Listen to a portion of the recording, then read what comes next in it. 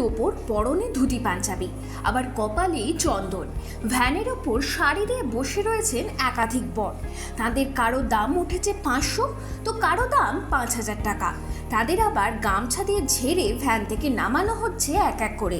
এমনভাবেই ভ্যানে করে বর ফেরি করা হচ্ছে। আর এই দৃশ্য দেখতে রাস্তার ধারে ভিড় করেন স্থানীয়রা। বরফেরির কাণ্ড দেখে গ্রামবাসীদের মুখে হাসি যেন আর ধরছেই না।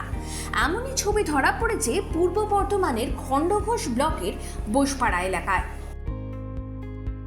প্রতি বছর জ্যৈষ্ঠ মাসে বুড়ো শিব পুজো উপলক্ষে মেতে ওঠে খণ্ডঘোষ। 3 দিনের গাজনকে কেন্দ্র করে চলে বিভিন্ন আচার অনুষ্ঠান, সঙ্গে চলে সংসাজা। তুলে ধরা হয় বাস্তব কিছু ঘটনাকেও। এই বছর লোকসভা নির্বাচনের কারণে উৎসব শুরু হয়েছে কিছুটা দেরি করে। নিয়ম অনুসারে অক্ষয় তৃতীয়ার পরে এই গাজনের অনুষ্ঠান হয়। তবে এবার জামাই ষষ্ঠীর পরে এই গাজনের অনুষ্ঠানের আয়োজন করা হয়েছে। তখন থেকে গাজনের সৃষ্টি হয়, তখন থেকে এটা চৈত্র মাসে গাজনের পর হয় এবং অক্ষয় তৃতীয়ার পরে আমাদের এই গাজনের সূচনা হয়। অক্ষয় তৃতীয়ার পরে দিন দেখে আমরা গাজনের ঠিক করি। অক্ষয় তৃতীয়ার আগে পর্যন্ত কোনো কিছু হয় না। অক্ষয় তৃতীয়া আমাদের ঘট ওঠে, ঘট ওঠার পর বাবা হয়েছে খণ্ডঘোষ গ্রামে, দিয়ে আমরা গাজন তৈরি করি। এরপরে এই বছর ইলেকশন থাকার জন্য আমরা আরও পিছিয়ে নিয়েছি, তার আগে হয় জ্যৈষ্ঠ মাসের প্রথম থেকে আরম্ভ হয়ে যায়। এটা কোথায় হয়? এটা খণ্ডঘোষ গ্রামে বোসপাড়ায়।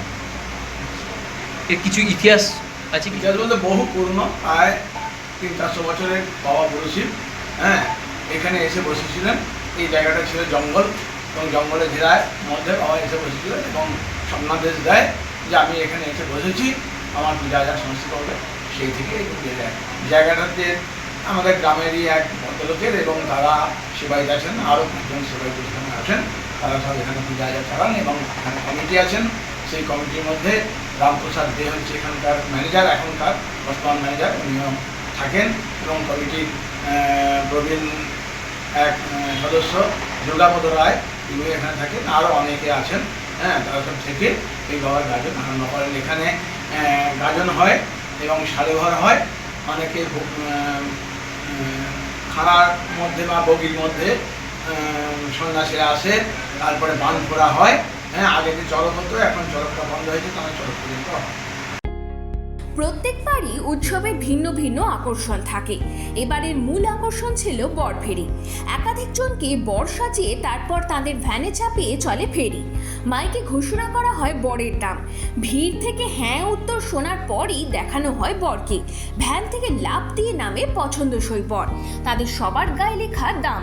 তবে সবটাই চলে মজার ছলে, যা দেখে হাসিতে ফেটে পড়েন স্থানীয়রা। এছাড়া কালী, শিব, শক্তিমান সহ অনেকে বিভিন্নভাবে সংসাজেন, আর তা নিয়ে বর্ণাঢ্য শোভাযাত্রা করা হয় গ্রামের মধ্যে। Bureau report, Ritam Bangla.